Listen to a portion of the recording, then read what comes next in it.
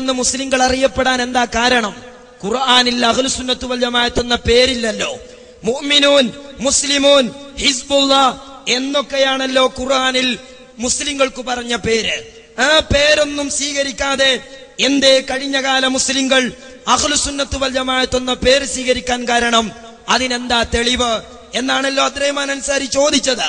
അതിനു മറുപടി സക്കരിയ സ്വലാഹി പറയുന്നു, അതിന്റെ തെളിവ് ഒരു ഹദീസ് തന്നെയാണ്. ഒരു ഹദീസിൽ നിന്നാണ് ആ പേര് മുസ്ലിങ്ങൾ സ്വീകരിച്ചത് എന്ന് അതേ മുജാഹിദിൽ, ചങ്ങരംകുളം മുജാഹിദിലെ അബ്ദുറഹ്മാൻ അൻസാരിയാണ് നേരത്തെ ഗണ്ണിച്ചത്. എന്നാൽ അതേ ഗണ്ണനം എതിർത്ത് ഗണ്ണിച്ചുകൊണ്ട് ചങ്ങരംകുളം മുജാഹിദിലെ തന്നെ സക്കരിയ സ്വലാഹി മറുപടി പറയുന്നു. സുഹൃത്തുക്കളെ, അഹ്ലുസുന്നത്ത് വൽ ജമാഅ എന്ന പേര് അത് നമ്മുടെ മുൻഗാമികൾ സ്വീകരിക്കാനുണ്ടായ സാഹചര്യം നിങ്ങൾ മനസ്സിലാക്കണം. പരിശുദ്ധ ഖുർആൻ അങ്ങനെ ഒരു പേരില്ലല്ലോ മുസ്ലിം സമുദായത്തിന് എന്ന് ചില ആളുകൾ ചോദിക്കാറുണ്ട്. മുഅ്മിനീൻ, മുസ്ലിമീൻ, മുഖ്ബിതീൻ, മുത്തഖീൻ എന്നൊക്കെയല്ലേ, ഹിസ്ബുല്ലാഹ്, ഔലിയാഉല്ലാഹ് എന്നൊക്കെയല്ലേ മുസ്ലിം സമുദായത്തിന് ഖുർആൻ പറഞ്ഞ പേര്. പിന്നെ എവിടെ നിന്ന് കിട്ടിയ അഹ്ലുസുന്നത്ത് വൽ ജമാഅത്ത്? അതൊരു ഹദീസിൽ നിന്നുള്ളതാണ്.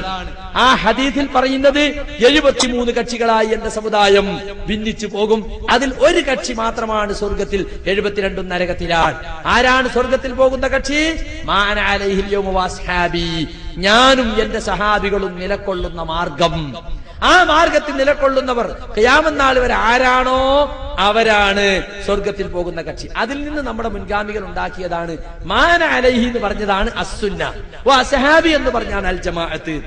അപ്പോ മാനാലൈഹി വ സ്വഹാബി, മാനാലൈഹി എന്നത് സ്വഹാബ് സുന്നത്താണ്, വ സ്വഹാബി എന്നത് ജമാഅത്താണ്.